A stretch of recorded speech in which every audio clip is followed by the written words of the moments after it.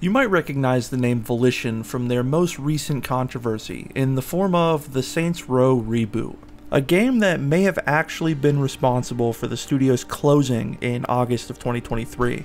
That news was really disappointing to me, because I genuinely love Volition's run in the early 2000s. Going from making Star Wars-esque space combat games in the late 90s, to creating a PS2 classic in the form of Red Faction, then turning around and giving Rockstar a run for their money with the first few entries in the Saints Row series. That's why today I want to go back and look at their first massive hit, the sci-fi shooter about the importance of unionizing, Red Faction.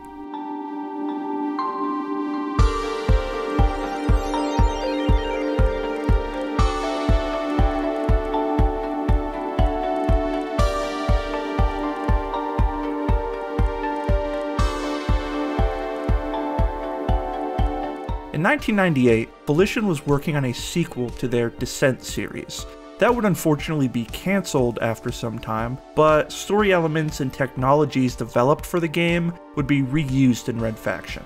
Red Faction would take players on a sci-fi expedition through Mars, controlling a character named Parker as he fights back against the Ultor Corporation, in a campaign that sees you collecting an arsenal of weapons, piloting various vehicles, and taking your freedom back one collateral railgun shot at a time. Based on some early promotional art of the game, you could say it looks like Volition was trying to capitalize on the success of Half-Life, which was released 3 years prior. Putting their own spin on proven formulas will be a trend for Volition for years to come.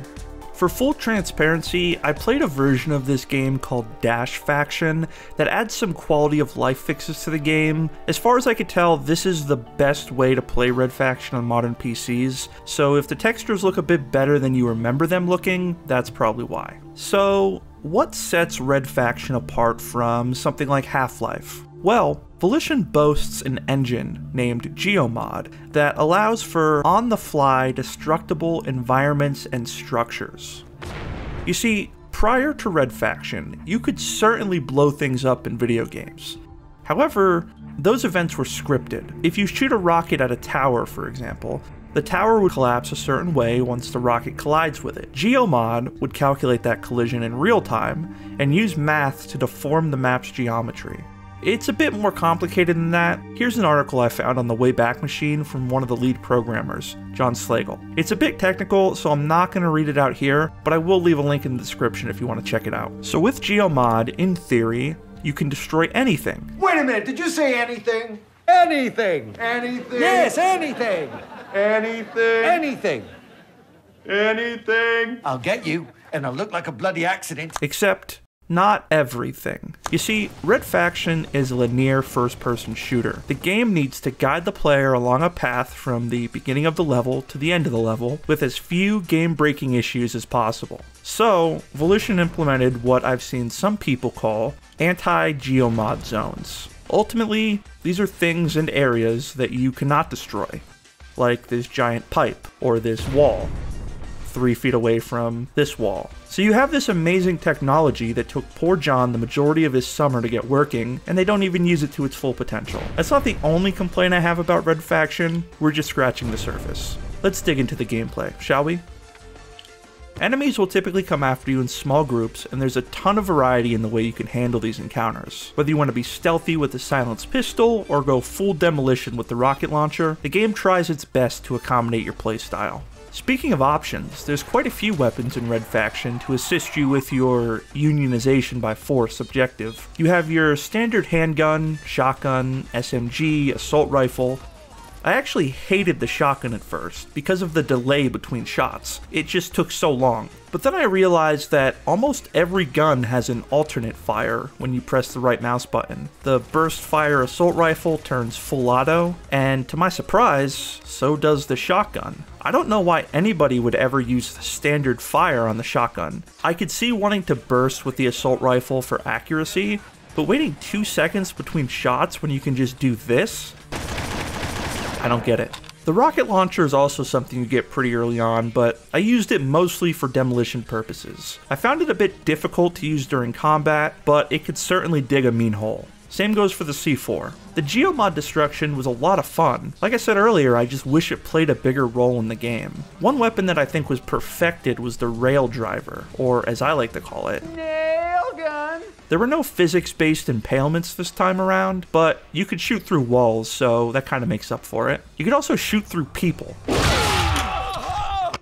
There's a riot shield in this game as well, but to be honest, it isn't great. It obstructs your vision quite a bit. I just barely used it.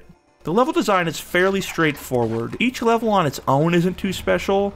However, if you take a step back and look at the progression, you notice something. As you ascend, so does the cleanliness of the levels and textures. It's a nice touch, putting a clear separation between the harsh conditions in the mines and the squeaky clean offices sitting on top of them. It allowed me to unleash a bit of my corporate rage against all of these probably innocent office workers and scientists without feeling too guilty. Another highlight for me was the vehicle combat. The sub and fighter felt great to maneuver, but the controls didn't translate that well to the Humvee. Driving that thing just felt slippery, and it didn't even really need to be there. The segment where you're on the mounted gun of the Humvee while someone else drives was great. I wish we would have gotten more of that, honestly. If Ultor sounds familiar, that's because they were also the antagonists in Saints Row 2. These two games actually take place in the same universe, if you can believe that. I didn't really remember much about the story of this game going into it, but it did not go in the direction I thought it was going to. Although Red Faction takes place in the future, on Mars, I felt like there was plenty of material here to tell a fairly grounded story. One about the oppressed rising up to conquer the oppressor, the main character becoming the hero he needed to be in order to free his brothers and sisters of their slave-like conditions. Instead, Parker just comes across as a whiny douchebag. Great. Screwed again. And the antagonist is just this oddly shaped man who made nanotechnology. Honestly, as soon as this dude popped up onto the screen, I got pulled out of the game almost completely. It went from feeling like a campy but serious story like Star Wars, Rebel scum! to going full Spaceballs. It was around this point of the game where the levels started to become repetitive and pretty boring. There were some sneak missions that could be cleared like you're doing a speed run, but mostly just more of the same. I caught myself getting soft-locked a few times because of my lack of different save files. My bad. At one point, I had to just download a fresh save file from the internet because I was not playing through the entire game again. Other than Hendrix, I don't know that there is one character in this game that didn't annoy me. Parker and Eos are both awful for their own reasons.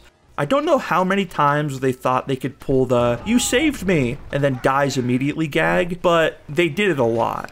There's also a part where you get gassed and then arrested, and all they would have had to do was just shoot me, and the game would have been over. But for some reason, they decided to put me in the most unsecure facility on Mars. Alright, look. I didn't want these videos to just be me shitting on classic games for their shortcomings. There's obviously a ton of reasons why Red Faction stands out amongst its peers. Volition did a great job making a balanced shooter. John Slagel and the programming team achieved something really special with Geo-Mod. I just wish they could have done something a bit more with it. Volition did eventually get to use the technology in a bigger setting with Red Faction Guerrilla, a game that I love and will hopefully cover at some point on this channel. While I was here, I decided to check out the multiplayer to see if it was still active, and I managed to find an active server. Now, there are only a few guys here, but almost immediately I was accused of cheating and told that I wasn't welcome. So I guess I played a little too well for their liking, I don't know. Despite that, it's still cool to see people messing around in a 23-year-old game. So, would I recommend Red Faction? Of course I would. If you're a fan of older shooters and you haven't played this game, you're doing yourself a disservice. A few days after I finished capturing the gameplay for this video, I felt myself itching to return to Mars. I wanted to mess around with Geo-Mod more. I wanted to hear the "to catch a predator" worthy enemy voice lines. And here you said, "It's just you and me, minor." Red Faction did something that all good games strive to do. It let me have fun and escape for a little while. Even if I was laughing at the absurdity of it, I was laughing, and that's what matters. Thanks for watching.